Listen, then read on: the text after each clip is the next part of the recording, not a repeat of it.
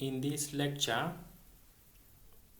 we are going to talk about hypertensive disorders in pregnancy, but we are going to put much emphasis on preeclampsia. By the end of this lecture, you should have a picture of what hypertensive disorders in pregnancy is, but also you should be able to understand the diagnosis and management of hypertensive disorders in pregnancy. But we are also going to dive deeper into preeclampsia and eclampsia, talking about other things, including little information about the pathophysiology, but most importantly, the management of preeclampsia and eclampsia.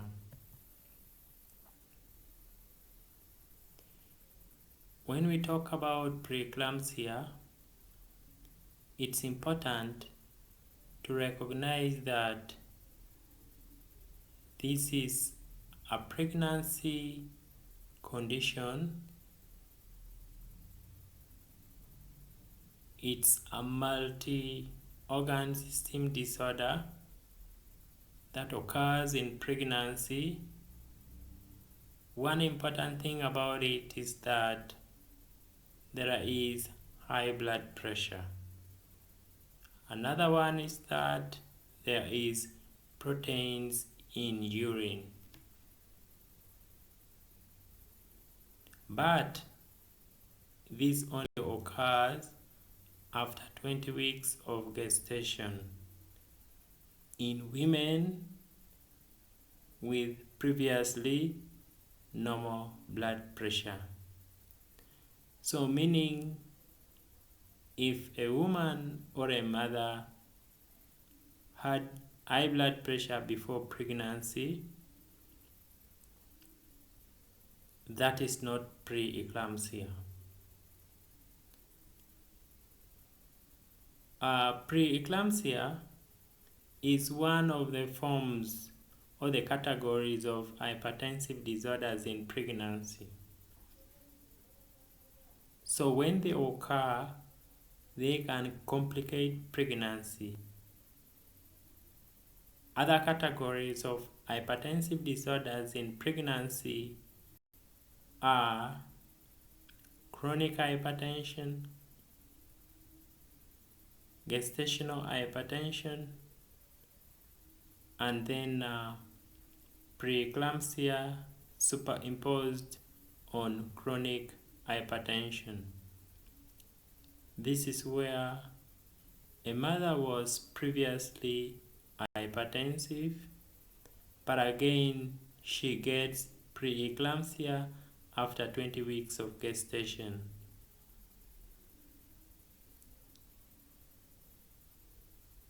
So, preeclampsia is highly and widely recognized as the hypertensive disorder of pregnancy, which is associated with the greatest maternal and perinatal morbidity and mortality.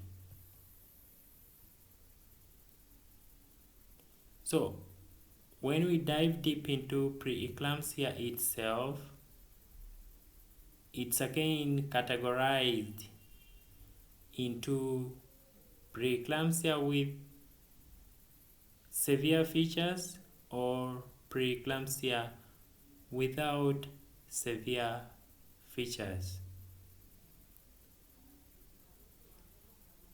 We have eclampsia and HELLP syndrome. So if a mother has eclampsia but also has HELLP syndrome, this is a severe form of preeclampsia. I'm going to highlight a little about HELLP syndrome later during the course of the lecture.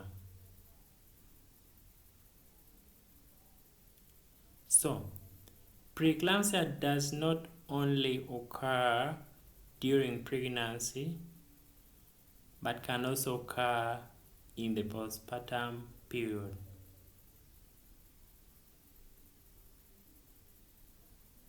So, if it occurs in the postpartum period, the mother still carries risks similar to that she would carry if preeclampsia occurred during the antenatal period. But again, when it persists beyond 12 weeks postpartum, the nomenclature again changes, as we are going to look at later. So, before we dive deep into preeclampsia, let's have an overview of other hypertensive disorders in pregnancy. Generally, they are classified into 4 categories. That is according to the National High Blood Pressure Education Program Working Group, but also other texts classifies them differently, but this classification is widely accepted by most organizations, but also different working groups. So we have chronic hypertension, gestational hypertension, preeclampsia, then preeclampsia superimposed on chronic hypertension. These are general classification or the categorization of high blood pressure. So let's look at chronic hypertension. So this diagnosis is made if a mother had history of hypertension before pregnancy, or if the hypertension is diagnosed before 20 weeks of gestation, or if the hypertension persists after 12 weeks postpartum. We call it chronic hypertension. A mother has come for antenatal care and you find that she was already hypertensive even before pregnancy. That is chronic hypertension. Or a mother gets diagnosed of hypertension before 20 weeks of gestation. We call it chronic hypertension. Or a mother might get hypertension after 20 weeks of gestation with the proteins in urine and with all the qualifiers for us to make a diagnosis of preeclampsia, and then we do it, we diagnose preeclampsia and manage. But after birth, even after appropriate management, 12 weeks postpartum, the mother is still having high blood pressure. Then the diagnosis changes to chronic hypertension. As you may know, sometimes some mothers who develop preeclampsia progresses into chronic hypertension postpartum. How about gestational hypertension?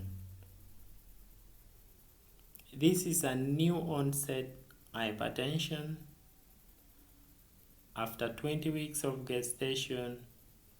but without proteins in urine.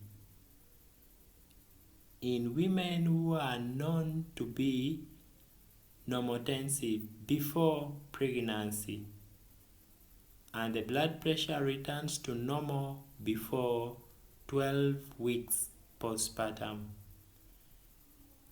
So you should be able to identify the difference between gestational hypertension and preeclampsia.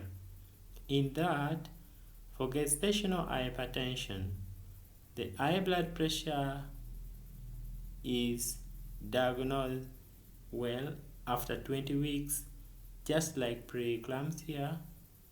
But the difference here is that for preeclampsia, there is proteins in urine. But for gestational hypertension, there is no proteins in urine. In all of them, the mother must have been having a normal blood pressure before pregnancy, or when the diagnosis of the hypertension is made, the blood pressure of the mother should return to normal before 12 weeks after birth. If it does not return to normal, the diagnosis of chronic hypertension is made. If the blood pressure returns to normal before 12 weeks postpartum, this is gestational hypertension, since there is no proteins in urine. How about preeclampsia superimposed on chronic hypertension? This is a new onset proteinuria after 20 weeks of gestation in a patient with a diagnosis of chronic hypertension. So I hope the difference here is clear, because in preeclampsia superimposed on chronic hypertension, the mother had chronic hypertension already, even maybe before pregnancy, or the chronic hypertension was diagnosed before 20 weeks of gestation. But along the way, after 20 weeks of gestation, proteins appear in urine for the first time. Since the blood pressure is already high, now proteins has appeared in urine, we make a diagnosis of preeclampsia superimposed on chronic hypertension. So, how do we make the diagnosis? Generally, the criteria for diagnosing hypertension is based on the blood pressure measurement. A systolic blood pressure of greater than or equals to 140 millimeters mercury, and a diastolic blood pressure greater or equals to 90 millimeters mercury on 2 occasions at least 4 hours apart. Okay, you check the blood pressure of the mother or the patient, and the systolic blood pressure is greater than 140 and the diastolic blood pressure is greater than 90. If you have found it for the first time, it is not sufficient to make a diagnosis of hypertension. Okay? But you can give it like 4 hours and recheck the blood pressure again if the blood pressure has remained consistently high as stated above, then in this case it is considered hypertension. But it's considered mild hypertension until the diastolic blood pressure is greater than or equals to 110 millimeters mercury, or if the systolic blood pressure is greater than or equals to 160 millimeters mercury.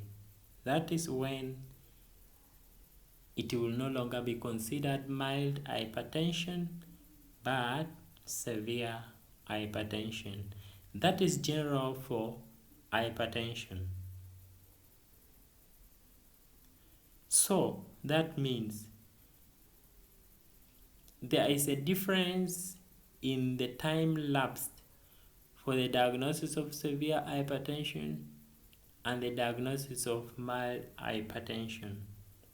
So if the systolic blood pressure is greater than or equals to 160 millimeters mercury, and or the diastolic blood pressure is greater or equals to 110 millimeters mercury, on at least two measurements 15 minutes apart, you make a diagnosis of hypertension immediately.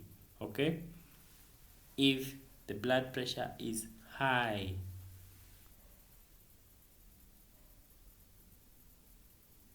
Not only high, above 140 millimeters mercury for the systolic, but if the systolic is already above 160 millimeters mercury and the diastolic is already above or equals to 110, I mean above or equals to 160 for the systolic and above or equals to 110 millimeters mercury for the diastolic, in this case we don't wait for the 2 hours, but we can take the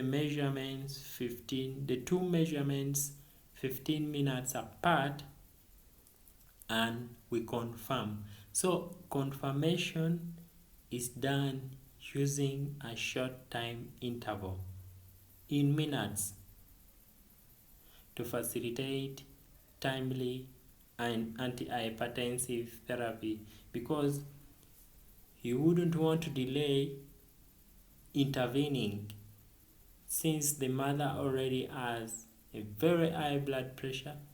Since the patient already has a very high blood pressure, you wouldn't wait for too long to make a confirmation or to make a diagnosis and intervene. You will have to intervene timely with antihypertensive therapy depending on the protocol. Now, let's talk about proteins in urine in pregnancy. When do we say there is proteinuria in pregnancy? If we are measuring proteins in terms of milligrams per deciliter, if the proteins in urine is greater than or equals to 300 milligrams per deciliter or more in 24-hour urine collection, that is when we say there is protein in urine sufficient for us to make a diagnosis of preeclampsia. If we are using a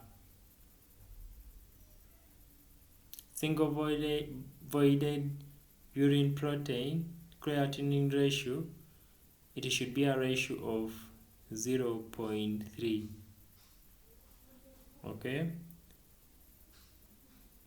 Single voided urine protein creatinine ratio of greater than or equals to 0.3 it's the amount of proteins in urine which is sufficient for us to make a diagnosis of preeclampsia. If we are using urine dipstick, which is commonly used and readily available, if the urine dipstick reading states that proteins in urine is 2+, this is sufficient for us to make a diagnosis of preeclampsia if the blood pressure is high and the pregnancy is above 20 weeks in a previously normotensive mother. Okay, but in the diagnosis of preeclampsia, if we do not have the facilities to measure the amount of proteins in urine, or we don't have a measure for the quantitative to quantify the amounts of proteins in urine, then we have to make the decisions very fast. If you're in a lower level facility and you have made a diagnosis of severe, the blood pressure is very high, but you haven't yet determined whether there is proteins in urine or not, you might want to consider giving the first line treatment for preeclampsia as you refer for further investigations and management. So, how about preeclampsia with its severe features? This is a very serious form of preeclampsia.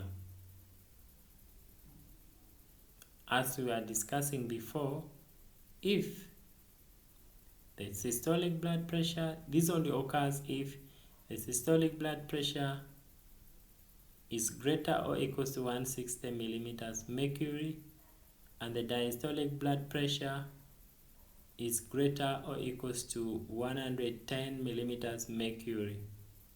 With the proteins in urine of 3+, a proteinuria of 3+, or presence of any of the signs and symptoms of end organ damage, this is enough for us to make a diagnosis of a preeclampsia with its severe features. If the blood pressure is 160 over 110 millimeters mercury, even if the proteins in urine is +2, we still make a diagnosis of preeclampsia with severe features. These are the severe features: the very high blood pressure, the proteins in urine of +3, and then the presence of signs and symptoms of end organ damage, including abnormal laboratory investigation results. For example, increased serum creatinine and also the liver enzymes. So these are other severe features. Presence of headache is a severe feature. Altered mentation is a severe feature. Unconsciousness or altered consciousness. Persistent epigastric pain, not responsive to analgesics, it's already a severe feature. Right upper quadrant pain, a severe feature. So if any of these severe feature is available, we make a diagnosis of preeclampsia with a severe feature. Visual changes. So this can be in any form, any altered vision, can be blurring of vision, can be blindness, can be photophobia. This can also be scotomata. These are still severe features, including difficulty in breathing. This can result from pulmonary edema. Once the severe feature is present, even if one or two, we make a diagnosis of preeclampsia with the severe features.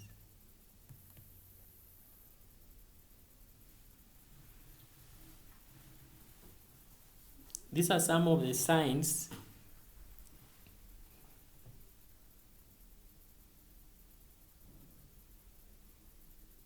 we have talked about the symptoms of severe features. These are some of the signs, the things we can objectively measure or test or quantify. Reduced urine output. When the urine output is less than 100 mils in 4 hours or less than 0.5 mils per kilogram body weight per hour, it's already a sign of a severe feature, a sign of unaimed organ damage. For urine output, when it's becoming low, you know the kidney has already been affected. Pulmonary edema, edema in the lungs, fluid filled in the lungs, that might even cause the difficulty in breathing we talked about. But other ways you can determine this is by checking at the oxygen saturation. You'll find that the oxygen partial pressure will be less than 90%. When you check on your pulse oximeter, you find that the level of oxygen in blood is low. If it's less than 90%, this is a severe feature. How about when you do a complete blood count? When you check on the results for the complete blood count and you check for the platelets, the platelet count, you'll find, if you find the platelet count of less than 100,000,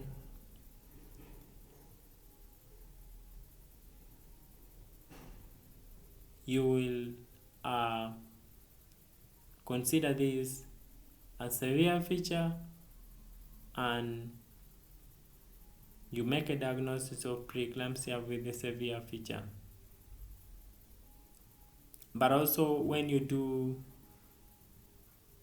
a liver function test, you'll find elevated liver enzymes, twice the upper limit. Usually for most of those investigations, there are upper limits and lower limits that usually vary depending on the machine model used. So you can use that particular test result to check on the upper and the lower limit to determine whether the value of the particular liver enzyme it's within the normal ranges or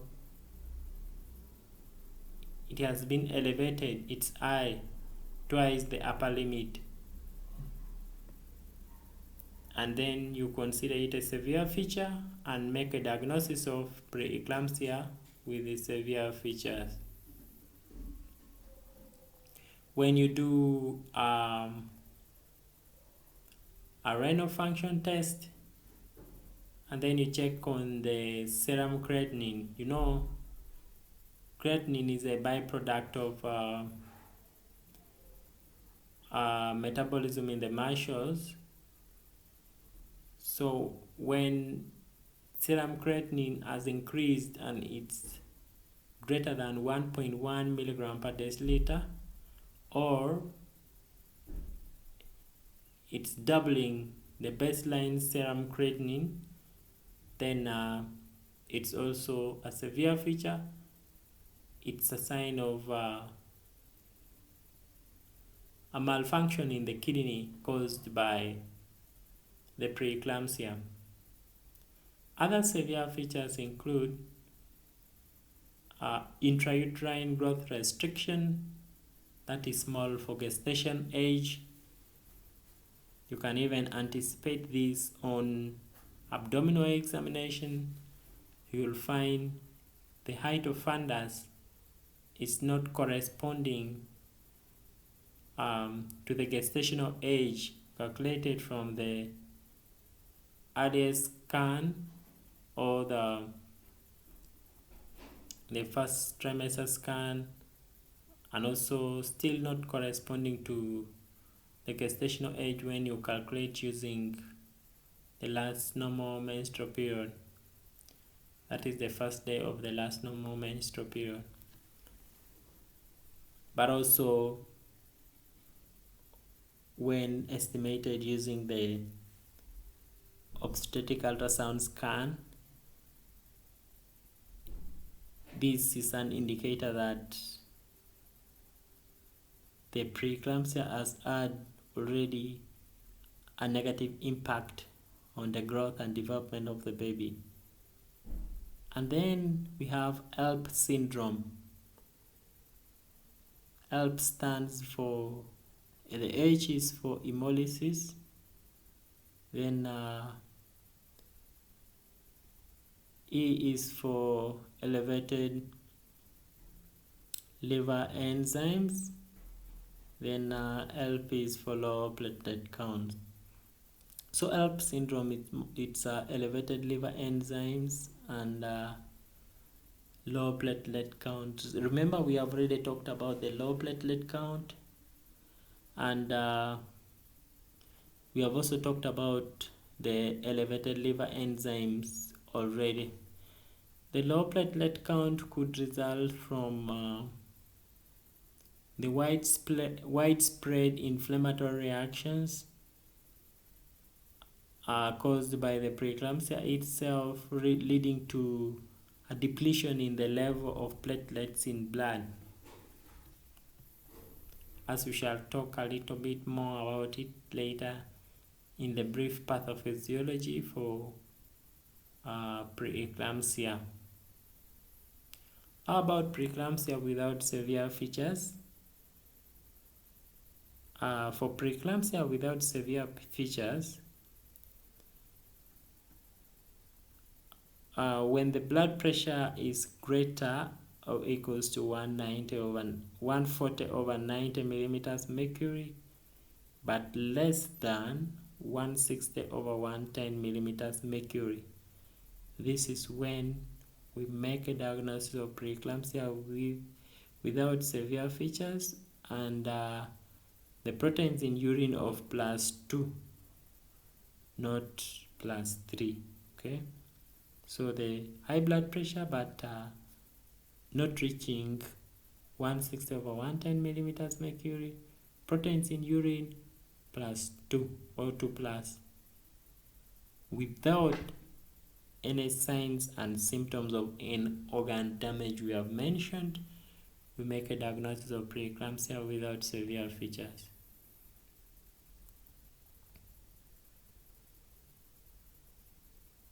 Now, how about when you have done your laboratory investigations, you have done your urine dipstick, but it seems there is no protein in urine? So how do we diagnose preeclampsia even in the absence of proteins in urine? So when there is a new onset hypertension with a new onset of any of the following, you make a diagnosis of preeclampsia still. new onset hypertension, you found there is no proteinuria, but there is a new onset thrombocytopenia. The platelet count is low, below 100,000 for the first time.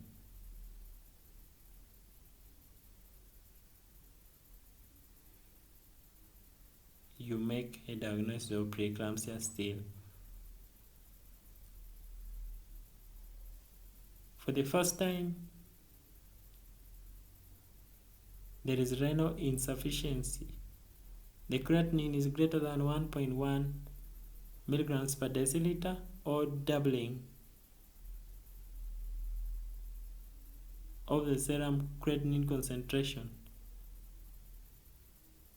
In the absence of any other renal disease, there is no other renal disease, but the serum creatinine concentration has doubled from the baseline of normal, or it's greater than 1.1 milligrams per deciliter. You still make a diagnosis of preeclampsia. Also, when there is impaired liver function, that can only be seen through the liver function test, where there will be elevated blood concentration of liver enzymes to twice the upper limit of normal, or there can be severe persistent right upper quadrant or epigastric pain, which is not responsive to medications. You know, in the right upper quadrant, we have the liver. So these, you can still make a diagnosis of preeclampsia even in the absence of proteinuria. When there is pulmonary edema, the blood pressure is high, no proteinuria, but there is pulmonary edema, you can still make a diagnosis of preeclampsia. The blood pressure is high, no proteinuria, but there is unexplained new onset headache for the first time, and it's unresponsive to medications. When you take analgesics like paracetamol or any other analgesic, the headache is not responsive. Onset for the first time, but there is also no other alternative diagnosis. There is even no other visual symptoms. We still make a diagnosis of preeclampsia and manage as per the protocol. So we have talked about preeclampsia a lot, how we can make a diagnosis of preeclampsia, but we also talked about the general diagnosis of high blood pressure, hypertension generally. We have distinguished between chronic hypertension, gestational hypertension, preeclampsia, and preeclampsia superimposed on chronic hypertension. We have also talked deeply into how we can diagnose preeclampsia with the severe features and preeclampsia without severe features. And we talked about the blood pressure of 140 as a systolic blood pressure, 140 or more, and the diastolic blood pressure of 90 or more as being high. But if it has not yet reached a systolic blood pressure of 160 or more and a diastolic blood pressure of 110 or more, we can still call it mild hypertension. If the proteins are in urine, then it becomes a preeclampsia without severe features if the proteins in urine is 2+. But if the blood pressure is already too high, 160 over 110 millimeters mercury and above, that alone, it's already a severe feature. So we have talked into details about this. Now, let's focus on the possible etiology of preeclampsia. The truth about preeclampsia is that the underlying basic pathology is endothelial cell dysfunction, which causes intense vasospasms affecting almost all the blood vessels in the body, but particularly those of the uterus, the kidney, the placental bed, and the brain. So there are several postulations on the possible causes of preeclampsia and the possible pathophysiology of preeclampsia, but there is no specific or particular known cause of preeclampsia because the causes are multifactorial, there are many. So some of the potential causes include when there is abnormal trophoblastic invasion of the uterine vessels. During the development of the placenta,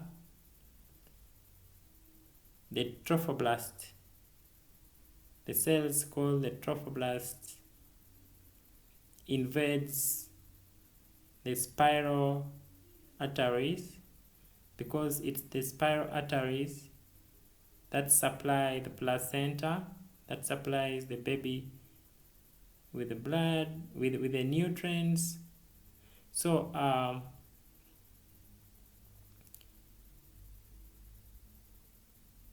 the spiral arteries that comes from the uterus to the placenta, the wall of the spiral arteries are thickened and strengthened by the trophoblast. But some scholars have suggested that in preeclampsia, the trophoblast might not invade the wall of the spiral arteries or might invade in less numbers or amounts, leaving the walls of the spiral arteries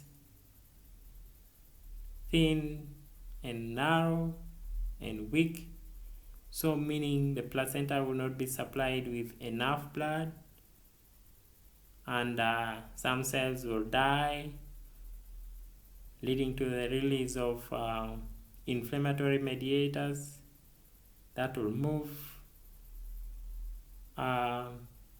in blood, but also some of them but also this causes generalized vasoconstriction, leading to the high blood pressure. Another possible cause is immunological intolerance between the maternal and fetal tissues. When there is immune intolerance, still the same things happen. The inflammatory mediators are released, and some of them cause vasoconstriction, leading to the increase in blood pressure.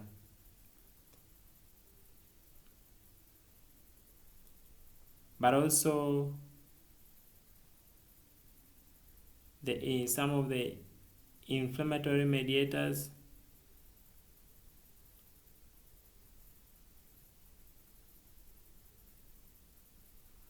will cause more injuries to the walls of the spiral arteries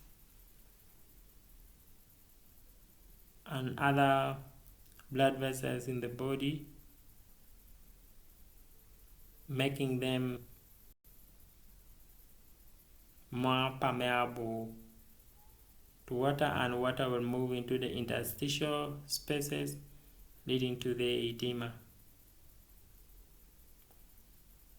Another possible cause is maternal maladaptation to cardiovascular or inflammatory changes of normal pregnancy. Still can be explained in the same way, and other things like dietary deficiencies, but also genetic influences. So if you look at this diagram, you look at this spiral artery, and you find that due to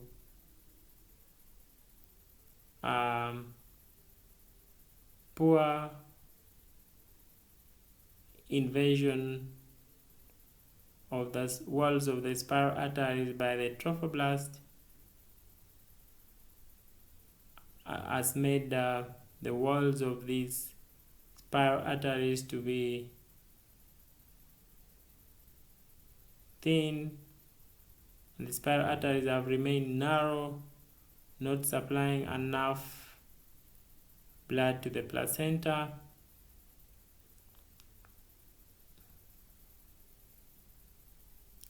Leading to the reactions we have talked about before. So it has been observed that some women who develop preeclampsia perhaps were exposed to the chorionic villi for the first time. Some of them have super abundance of the chorionic villi, as with the multiple gestation and iodateriform mole. Some of them have pre-existing vascular diseases or disease, but some are also genetically predisposed to hypertension.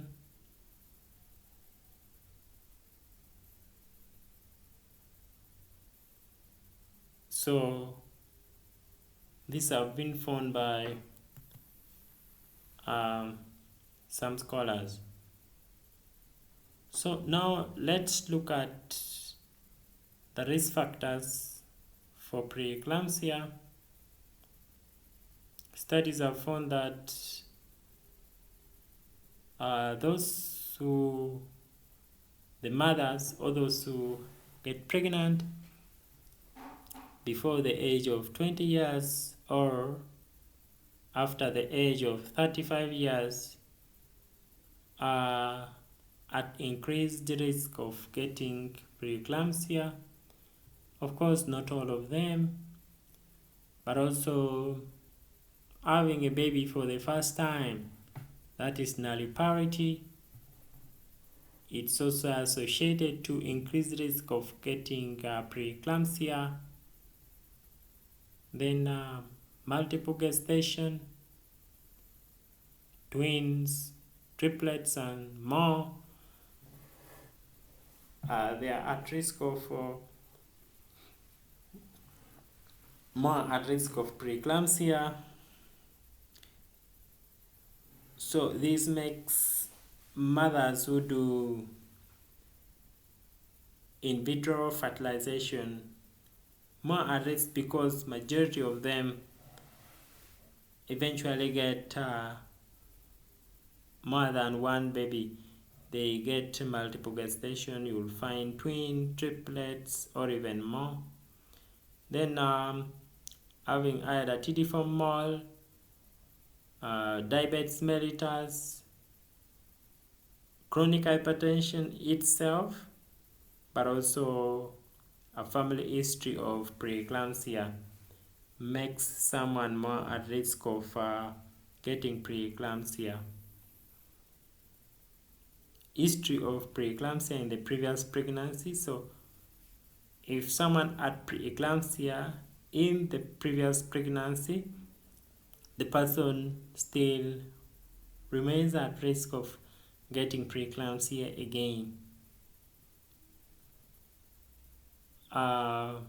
If a person has got a new father to the baby, okay, they're also at risk when the baby is being fathered by another father. Let's say that.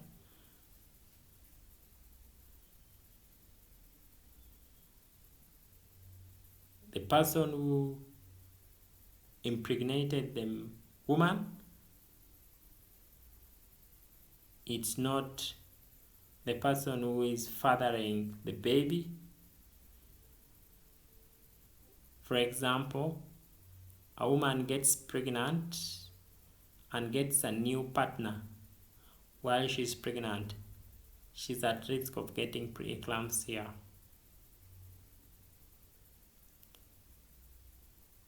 Then that is what literature says. The association has been found, though the specific mechanism or the pathophysiological processes are not yet well understood. Then also someone who is having antiphospholipid syndrome is also at risk.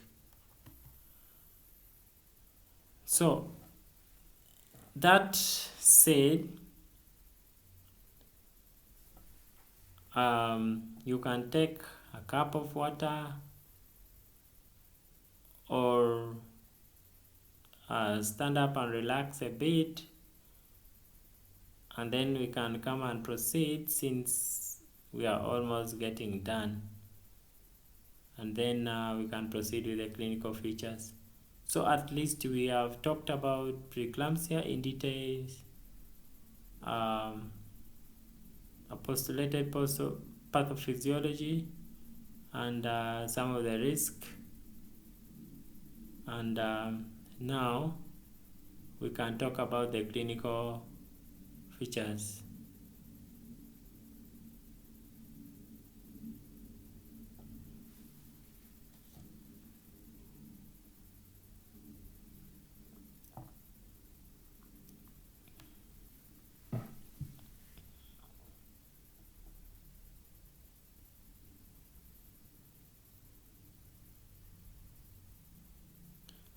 So you can pause your video, rest a little, and then we proceed. So when we are talking about the clinical features of preeclampsia, of course the high blood pressure is key.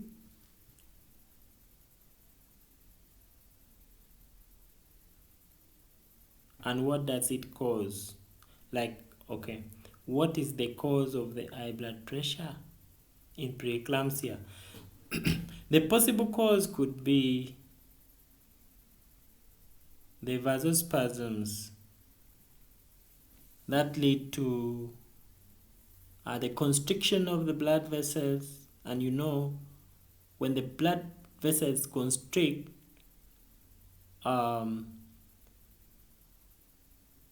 blood still has to be supplied to all the parts of the body because the heart is pumping blood.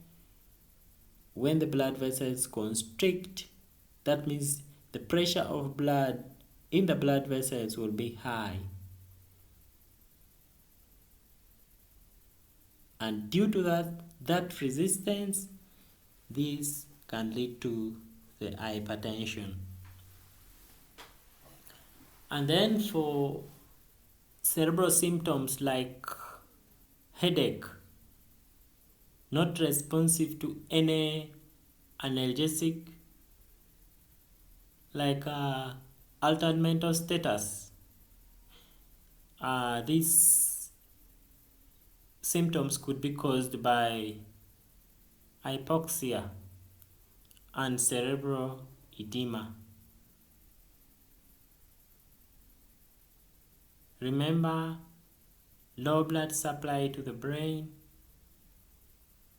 means little supply of oxygen to the brain, and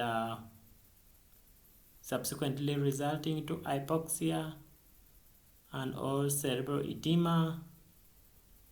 When hypoxia occurs, ischemia starts occurring, and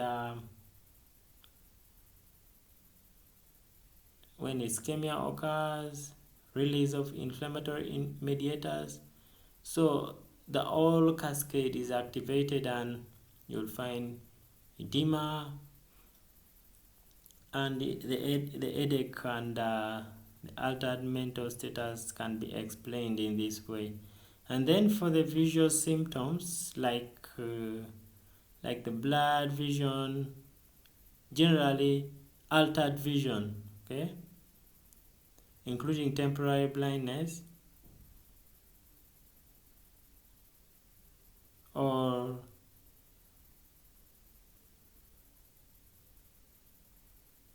photophobia. This could be explained by, let's say, there is cerebral edema in the occipital lobe, which is very instrumental in vision. Maybe when there is spasms of the retinal vessels, the vessels of the retina of the eye, those spasms can lead to ischemia of those vessels and subsequent detachment of the retina. And when the retina is not functional, the vision will also be altered. But the beauty with preeclampsia is that vision usually regains within 4 to 6 weeks after birth.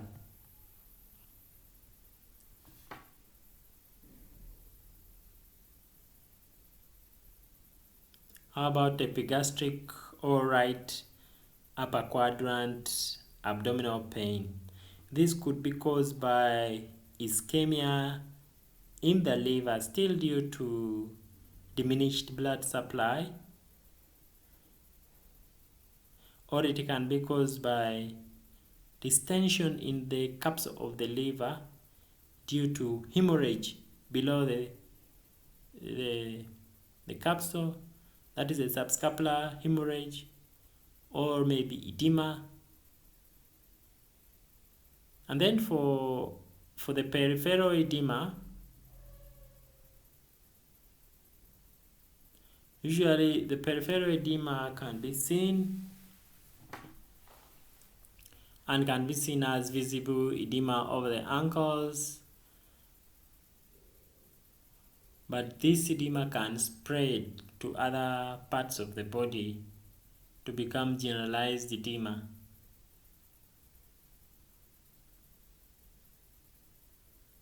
The possible cause of this edema could be pathological fluid retention due to increased permeability of plasma to the extracellular space, and of course the reduced plasma oncotic pressure.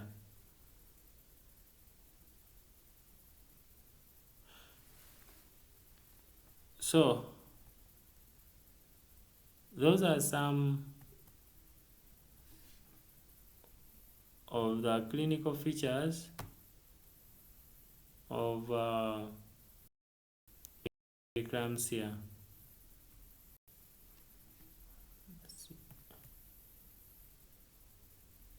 Others are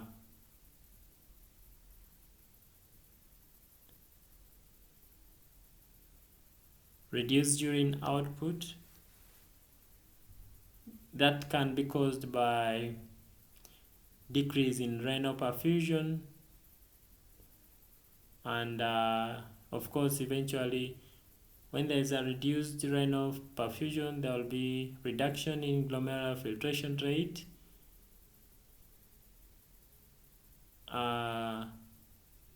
leading to decrease in the amount of fluids or fluid being filtered, that is the filtrate, into the Bowman's capsule of the kidney, into the kidney tubules. So if the amount of filtrate is low, then the amount of urine that will be formed will also be low. And this could have resulted from reduced plasma volume, but also from the vasospasm of the renal vessels that led to the constriction of the renal blood vessels. And then for pulmonary edema, that can manifest as difficulty in breathing, or you can hear rails on examination, can be caused by extravasation of intracellular fluid into the lungs due to endothelial activation.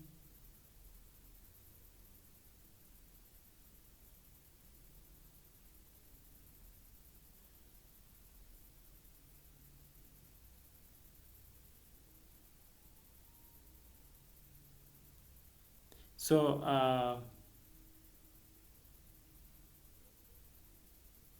but can also be caused by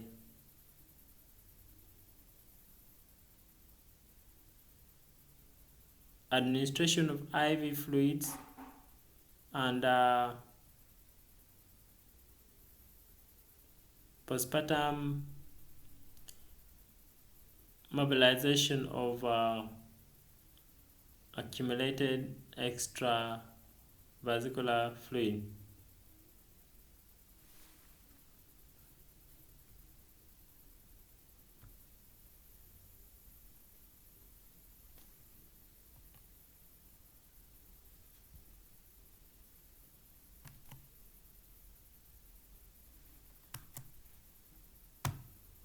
So, what do you next? Still on the clinical features, when you do an abdominal examination, just as I had said before,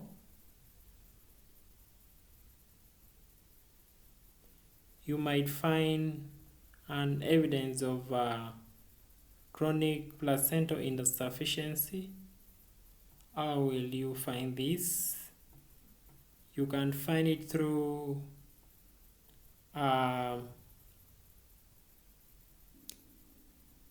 finding out that there is a intrauterine growth restriction, a baby that is small for gestation age, the fundal height is lower than the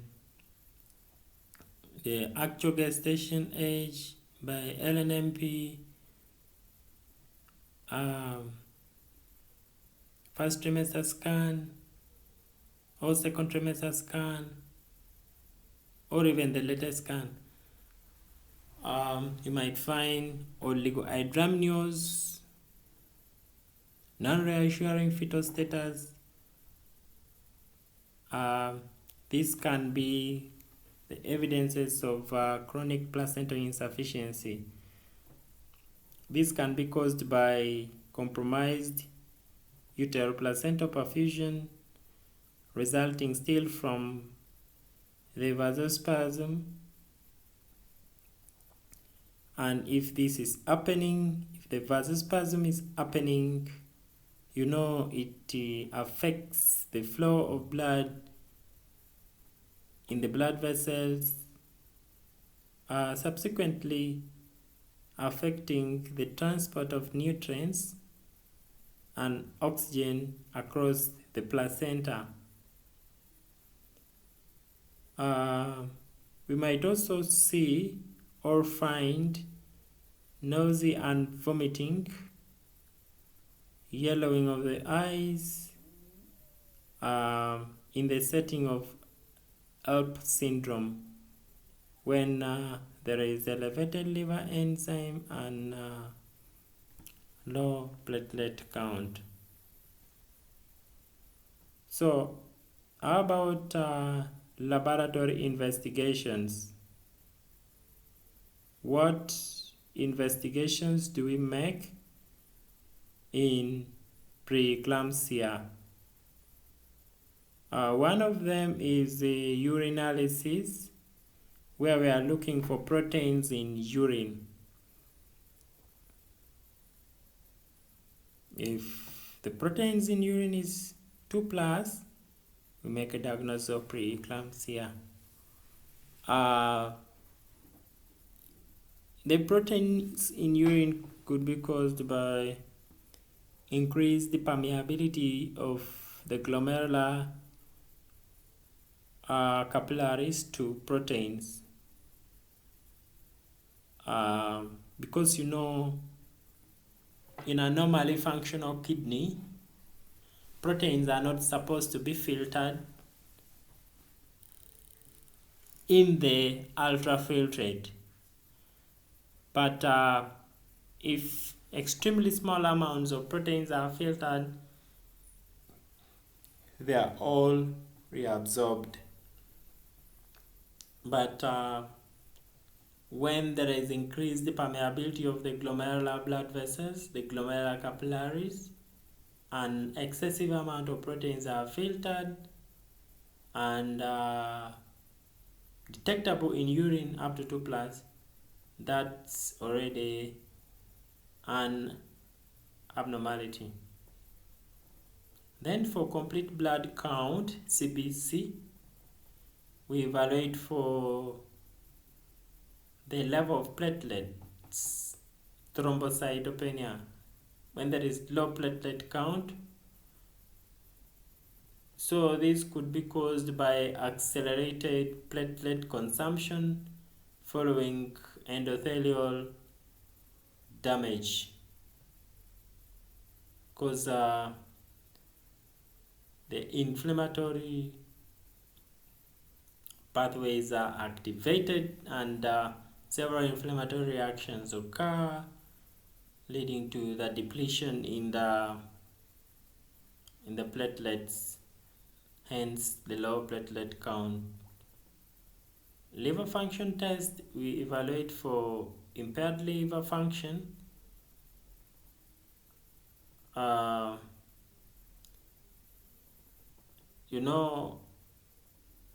edema of the liver or ischemia of the liver may lead to injury of the liver cells, hepatocellular injury. The injury of the liver cells could result into increase in the level of serum transaminases, which is a liver enzyme in blood. For renal function test, we are interested in the creatinine,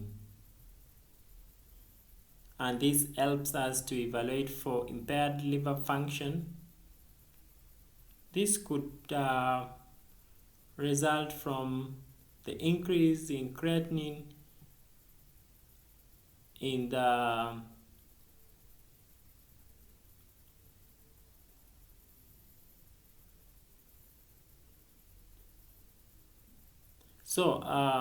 reduced renal perfusion. This could result from reduced renal perfusion and reduced glomerular filtration rate, causing serum creatinine to rise.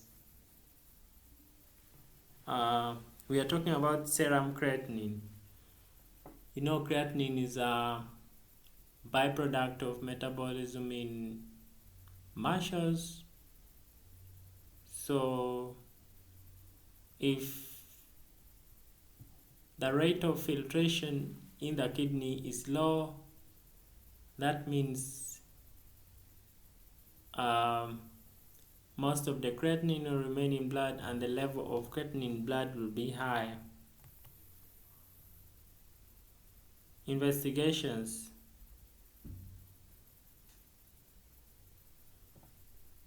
apart from the laboratory investigations, we can also do obstetric ultrasound scan to check for the fetal growth, but also the amniotic fluid volume, where usually we check for the amniotic fluid index, but also during the obstetric ultrasound scan, they check for the biophysical profile of the baby, and some of these parameters will help the team caring for the mother to determine whether the baby is already compromised, and this will inform the decision on whether to deliver the baby immediately or not.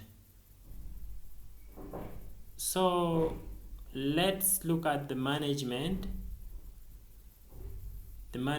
of preeclampsia, and